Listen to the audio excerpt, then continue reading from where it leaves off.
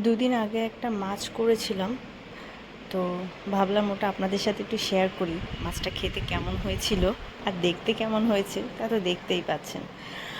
আর মাছটা করার জন্য এখানে আমি একটু গোটা জিরে আর একটু গোটা লঙ্কা নিয়েছি বাটার জন্যে। আর এই শিলপাটায় বেটে মানে রান্না করলে মাছটা অনেক টেস্ট হয়। যারা খেয়েছে আগে তারা বলতে পারবে, আর যারা এখনও খায় শিলপাটায় বেটে তারা তো জানেই। আর এখানে আমি মাছটাতে নুন হলুদ মাখিয়ে নিয়েছি, আর আমি গ্লাভস পরে নিয়েছিলাম, লঙ্কা বাড়ছিলাম, বাবুকে ধরতে হতে পারে ও কাঁদলে সেই জন্যে। আর হচ্ছে এদিকে মাছটা আমি হালকা করে একটু ভেজেও নিয়েছি, কারণ অনেকে ভাজে, এই মাছটা না ভাজলেও হয়, ভাজলেও হয়। আর এটা হলো বেলে মাছ, সমুদ্রের যেটা বেলে সেটা, এই জন্য একটু বড়। আর যারা খায় তারা নামটা জানে, আর না জানলে একটু গুগলে দেখে নিলেই হবে।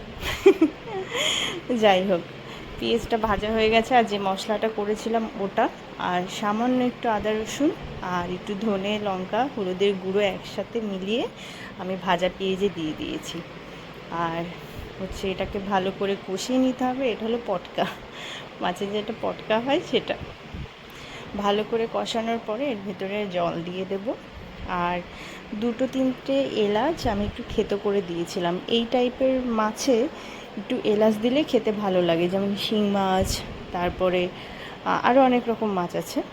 একটু এলাচটা দিলে এলাচের গন্ধটা ভালো। তো তো আমি জলটা দিয়ে ঢাকা দিয়ে দেবো। এটা যখন ফুটে এসছে তখন আমি ওই ভাজা মাছগুলো দিয়ে দেবো। খুব হালকা করে ভেজেছিলাম।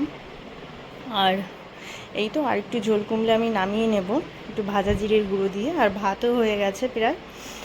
আর এই যে দেখতে এরকম হয়েছে, আর এরকমই আমি নামাবো, কারণ এইটুকু না থাকলে না ভাত খাওয়া যাবে না।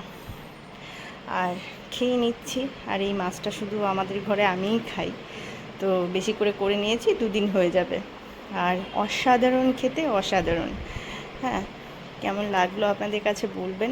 আর সবাই ভালো থাকবেন, সুন্দর থাকবেন, সুস্থ থাকবেন। টাটা।